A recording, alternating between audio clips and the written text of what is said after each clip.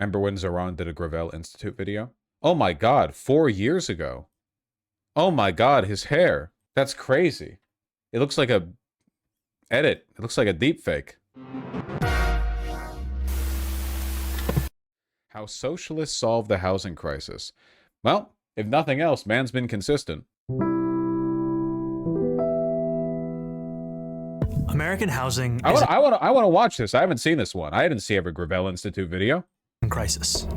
Right now, up to 12 million Americans are behind an average of $5,800 on rent and risk eviction.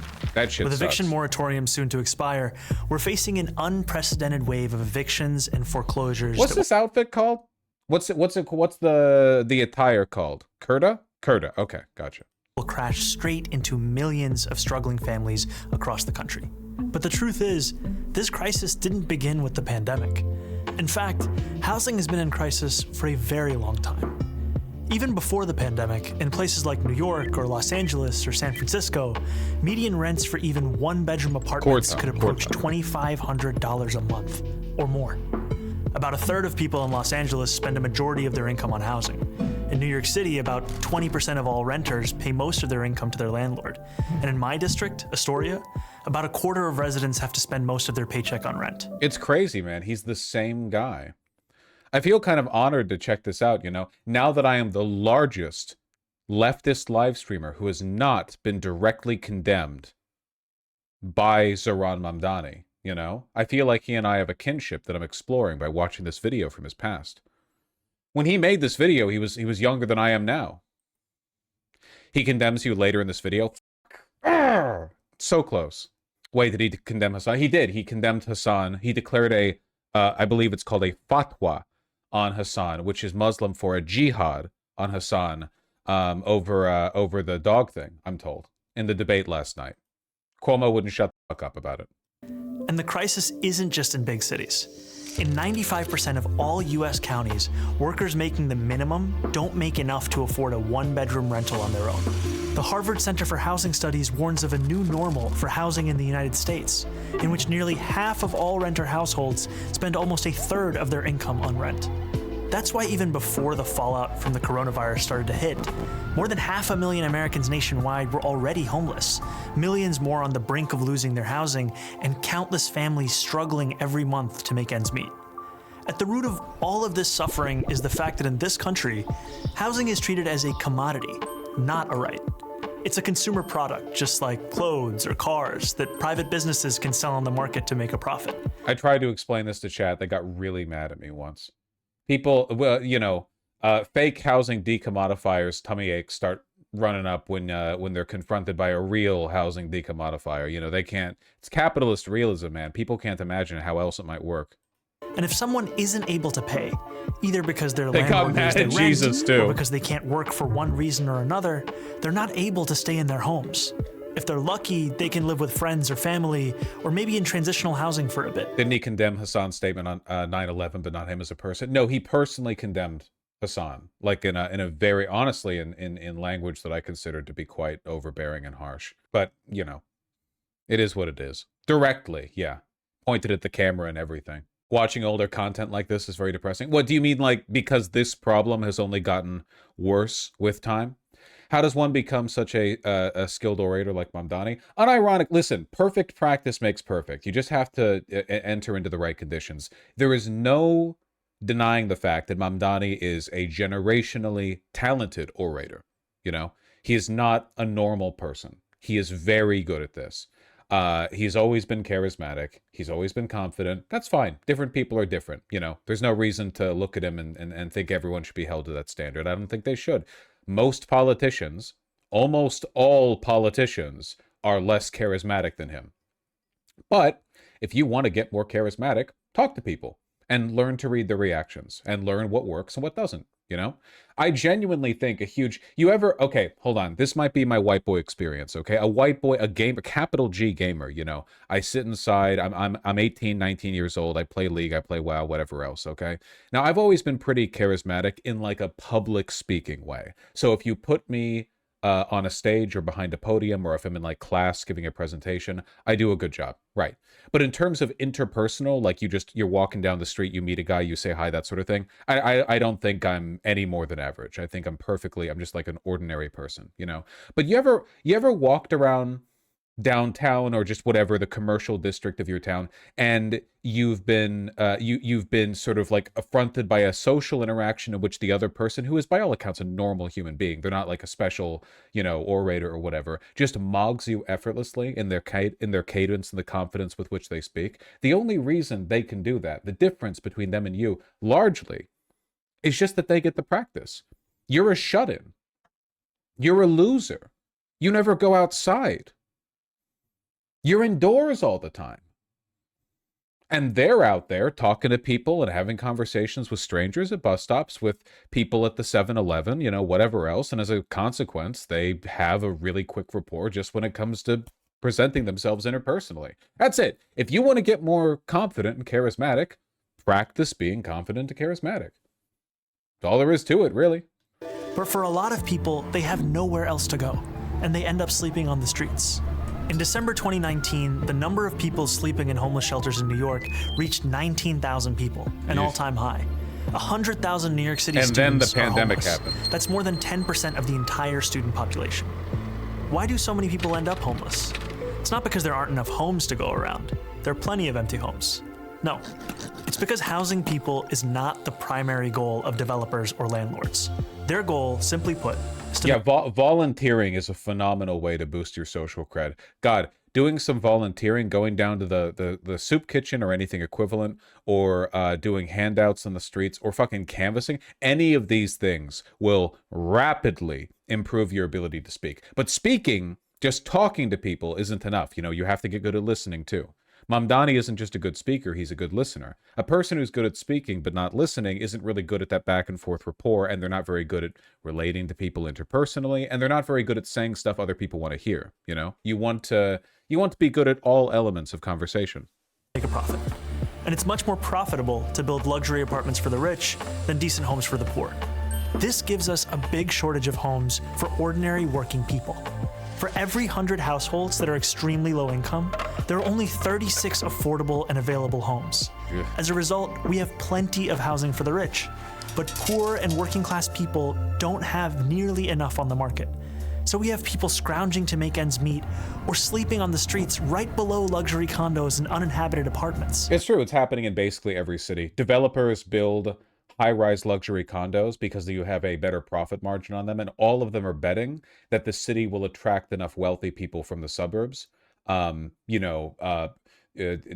urbane, cosmopolitan types, maybe wealthy people who want a change of scenery from the suburbs or the exurbs or whatever, that they can just like sit on those properties. It's one of the reasons why those properties sometimes sit like unfilled for a long time, I know for a fact that there are a decent number of I shouldn't say luxury, just not affordable apartments built in Los Angeles that have just not filled, even though LA, has lots of people in it and continues to have lots of people in it. And the more people are coming into the city, and it's just, they're all just betting, they're all just hoping they capture that small demographic. It's often because there are really high fees from the city, so they can't justify regular housing to investors. Yeah, for sure. A lot of it is a red tape issue. It should always be profitable to build new housing. As long as you are in a city where people want to live, it should always be profitable to build new housing. If it isn't, then you have like a fundamental you have like an existential problem for the future of the city. How is it possible? This is a terrible way to organize a housing market. It might be profitable for landlords and developers, but it's not efficient or beneficial for the rest of society. In fact, housing doesn't have to be seen as a market at all. In other countries, housing is considered a fundamental right, like education or healthcare. That means the government goes to significant lengths to guarantee everyone has a home, and the market plays a much smaller role in the construction and distribution of housing. So let's hop across the pond and about 100 years back in time to take a look at just one example of how an alternative housing model got started in beautiful red Vienna. At the end of the First World War, the Austro-Hungarian Empire collapsed, leaving behind a number of successor states, including modern-day Austria, home to the former imperial capital of Vienna, the fifth largest city in the world. Despite being the seat of an empire, the chaos of the war and decades of neglect had left the working class of Vienna in desperate circumstances. Inflation was rampant, jobs were scarce, social services were non-existent, and hundreds of thousands of people were crammed into decaying tenements where overcrowding, disease, and violence were rampant. So it's no surprise that in 1919, at the first elections ever held in Austria where all adult citizens could vote, the Social Democratic Party swept into power at the municipal level on the promise of dramatic social and economic reform. And they delivered. The new government of Vienna implemented a huge range of services. Man, those are some nice jackets and coats. Sorry. And they delivered. The new government of Vienna implemented a huge range of services, including public health care and public child care. They built high-quality hospitals, schools, and recreational facilities.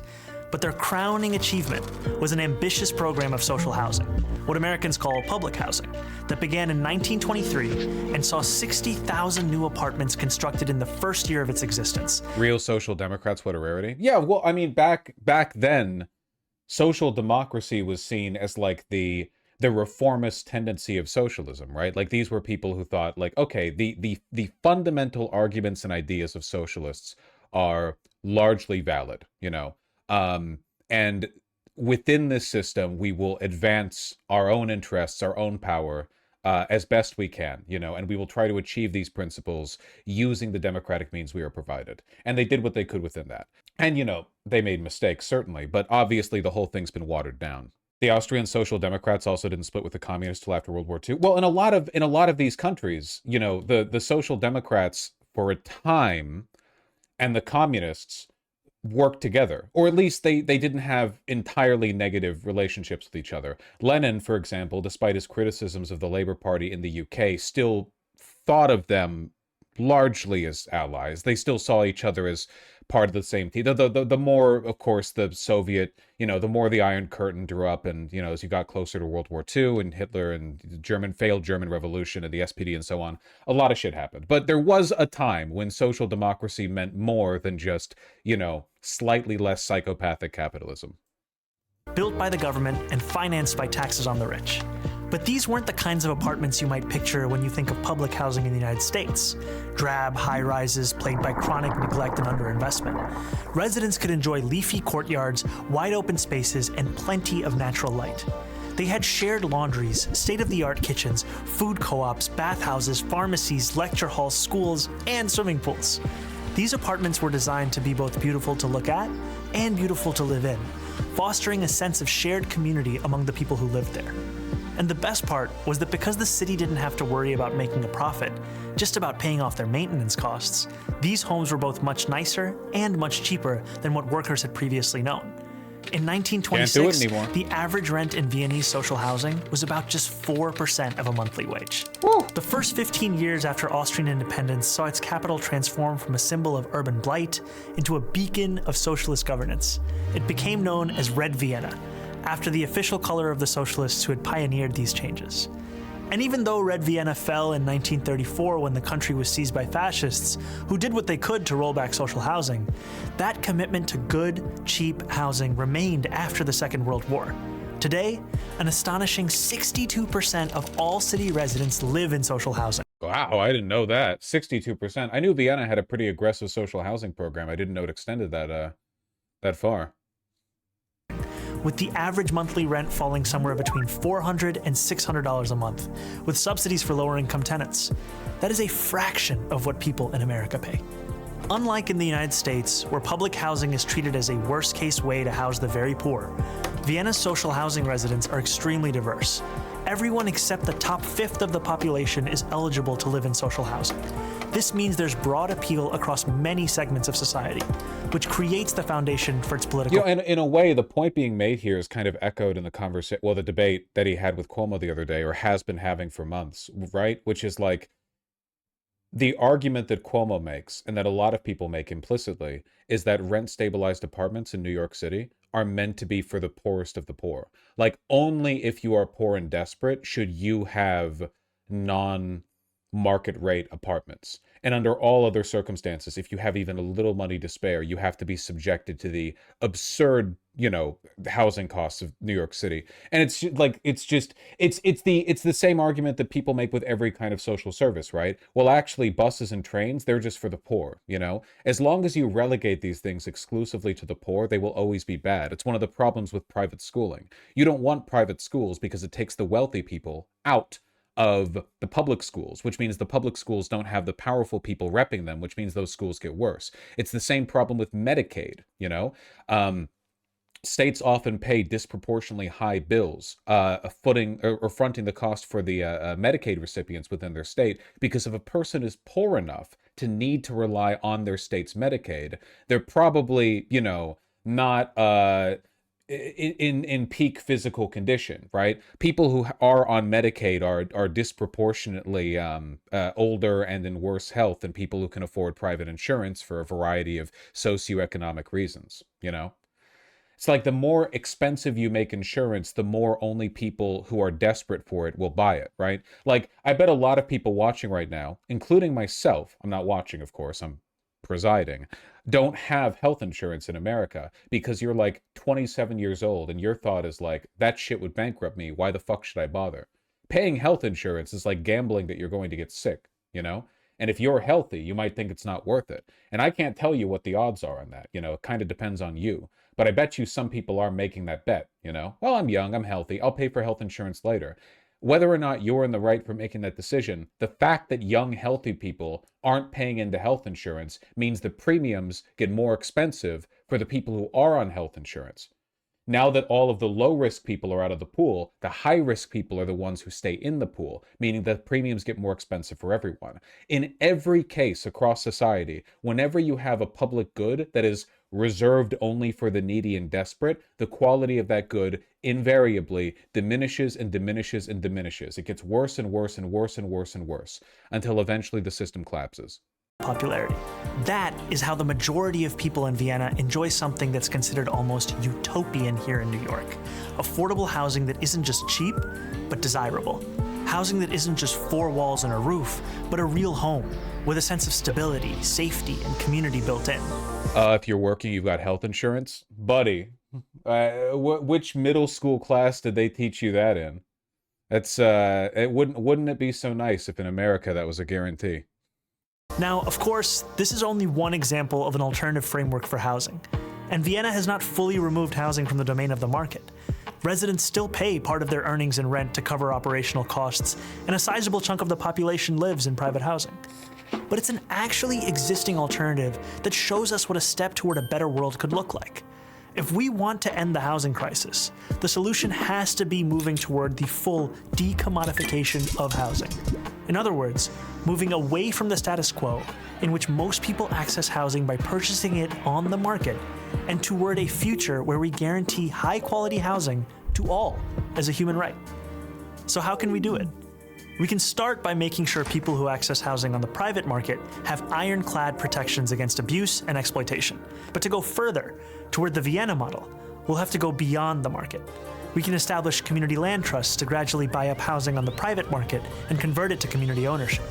We can give tenants a right of first refusal. If we did this in America, invariably, there would be so much red tape to the public acquisition and the developing of new public properties that it would take 20 years to build an apartment building, and it would be more expensive than the private option. That's why every time the government does anything itself, it's so expensive, by the way. The government has to contend with way more red tape than private corporations do. And the red tape was not put in there by, fiddly government bureaucrats who want to make sure everything's done right. They were put in there in large part by corporate lobbyists who want to deliberately hamstring public development to make sure they're the only ones who can move quickly. Is that why Amtrak sucks? I don't know, but probably yes. To buy out their landlords when buildings go up for sale. And we can fully commit to a new era of social housing, ending subsidies for luxury housing development and using our wealth to build beautiful, high-quality social housing projects that offer good homes and strong communities to everyone. We won't decommodify housing overnight, but we know what we have to do, and we have history to guide us. And we know how we'll get there, through a movement of the multiracial working class organizing for the better world we know is possible. And we've already begun. I'm Zohran Mamdani, Assemblyman for New York's 36th Assembly District in Astoria, Damn. Queens, for the Gravel Institute. How far he's come, huh? And he's about to be president. Crazy how far you can get if you're just consistent, you know, and you plant your feet in the ground. Look at how much flack Kamala Harris took for having to walk back all of her fake radical comments from the 2020 primaries, back when woke was in, you know? Now she had to step back and moderate all, well, she felt she had to. And it just, she spent 3 months on the campaign trail answering questions from journalists with, oh, well, I said that, but like, I didn't mean it, you know? Canadian government just now launched its new public housing project. Unfortunately, in the long run, these projects are almost always, I feel, doomed to fail. I mean, even the NHS, which was so beloved by British people that conservatives didn't dare attack it openly, has largely been gutted, you know? Invariably, capital and capital influence wears away at everything like erosion. You know, it's entropic. If all of the most powerful and influential people in your society are in favor of evil, inevitably that is the direction everything will trend, you know?